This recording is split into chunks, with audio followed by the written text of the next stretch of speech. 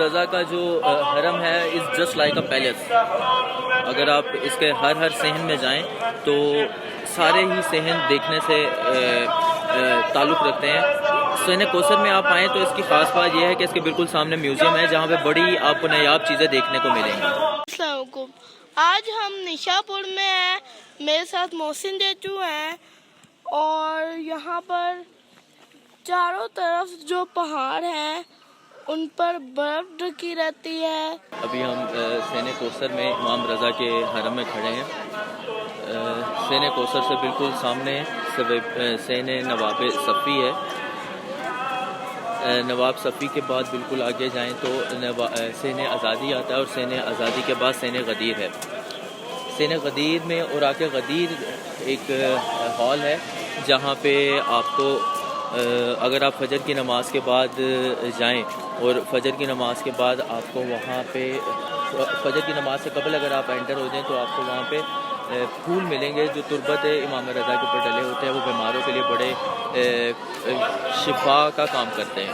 اس کے علاوہ اگر آپ نماز مغرب سے قبل وہاں پہ انٹر ہو جائیں تو وہاں پہ آپ کو امام رضا کے جو سکے ہیں حرم کے وہ دیے جاتے ہیں. بسم اللہ الرحمن الرحیم. اللہم صلی وسلم وبارک علی سیدنا و مولانا محمد وعلی آلہ و اصحابہ وبارک وسلم. قرۃ عینی بک یا رسول اللہ. ہماری جانیں نبی پاک علیہ الصلاۃ والسلام پر فدا.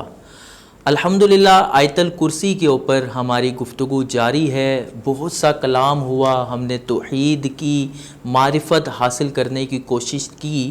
اسی دوران مطالعہ کے دوران مجھے ایک بڑی زبردست حدیث مبارکہ لا الہ الا اللہ پہ ملی. چونکہ ہم کلام کر چکے اللہ لا الہ الا ہو, تو میں نے سوچا کہ آج وہ حدیث مبارکہ آپ کے ساتھ شیئر کروں. الحمدللہ مجھے جو فیڈ بیک آ رہا ہے آپ لوگوں کا اس سے بڑی خوشی ہے کہ آپ ماشاءاللہ قرآن پاک کو تفسیر کے ساتھ اور وظائف کو بھی دلچسپی سے نہ صرف سماعت کر رہے ہیں بلکہ اس پہ عمل بھی کر رہے ہیں.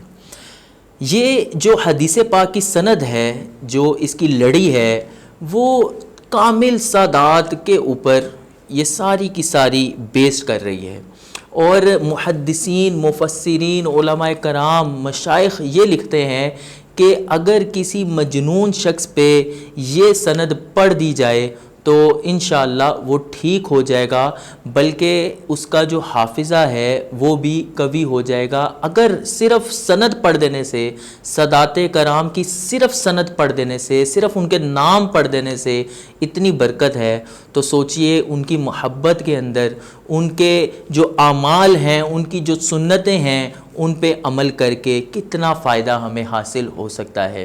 تو میں حدیث پاک کی سند پڑھنے جا رہا ہوں. آپ بھی سماعت فرمائیے. اسکرین پہ آپ کے پاس شو بھی ہو رہی ہوگی, تو اس کو میرے ساتھ مل کے محبت کے ساتھ پڑھ لیجئے. اس کی میں بیک گراؤنڈ آپ کے ساتھ شیئر کر دیتا ہوں کہ جب امام رضا علیہ السلام نشا پور تشریف لائے تو وہاں پہ ہزاروں حدیث کو اکٹھے کرنے والے طلباء کرام, محدثین جمع تھے, اور وہ آپ سے ریکویسٹ کر رہے تھے کہ حضور ہمیں کوئی حدیث مبارکہ اپنے نانا جان کی پیش کرتے جائیے, ہمیں سناتے جائیے اور اپنا دیدار بھی کرواتے جائیے. آپ جس جو حجرہ ٹائپ سا جو کجاوا سا ہوتا ہے اس میں آپ تشریف فرما تھے اور اس کے آگے پردہ لگا ہوا تھا.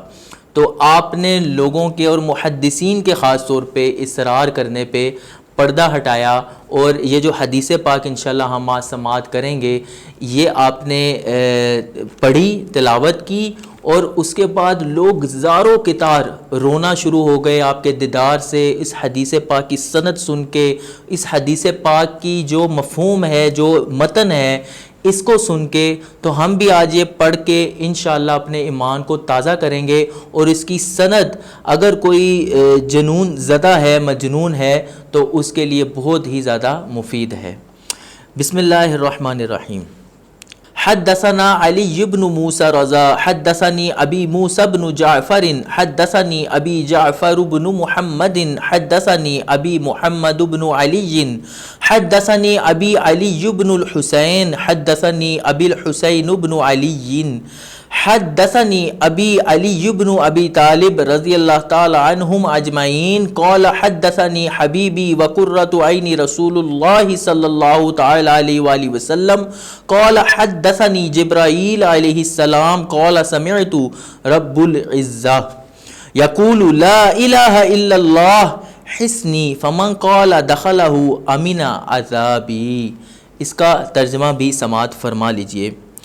امام رضا علیہ السلام یہ بیان کرتے ہیں امام موسیٰ کاظم سے، وہ بیان کرتے ہیں امام جعفر صادق سے، وہ امام محمد باقر سے، وہ امام زین العابدین سے، وہ امام حسین سے، وہ اپنے والد گرامی مولا علی کرم اللہ تعالی وجہہ الکریم سے، اور وہ میرے پیارے میری آنکھوں کی ٹھنڈک رسول اللہ صلی اللہ تعالی علیہ وآلہ وسلم سے، اور وہ بیان کرتے ہیں حضرت جبرائیل علیہ السلام سے. انہوں نے عرض کیا کہ میں نے اللہ عز و جل کو یہ فرماتے سنا ہے کہ لا الہ الا اللہ میرا قلعہ ہے، تو جس نے اسے کہا وہ میرے قلعہ میں داخل ہوا اور میرے عذاب سے امان میں رہا. تو کتنی خوبصورت حدیث ہے، کیسی زبردست بشارت ہے کہ جو لا الہ الا اللہ کہہ دیتا ہے وہ اللہ تعالیٰ کے قلعہ میں داخل ہو جاتا ہے. اور اتنی عظیم اتنی بابرکت سند جو ہمیں کامل سادات جو کہ امام ہیں، جو کہ بزرگ ہیں، جن کی زیارتوں کے لیے لوگ جا کے شفا یاب ہوتے ہیں، ان کی یہ کامل سند ہے. انشاءاللہ ان کی مزید احادیث بھی ہیں، ان کو بھی ہم کوشش کریں گے کہ آئندہ پروگرامز کے اندر لے کے آئیں.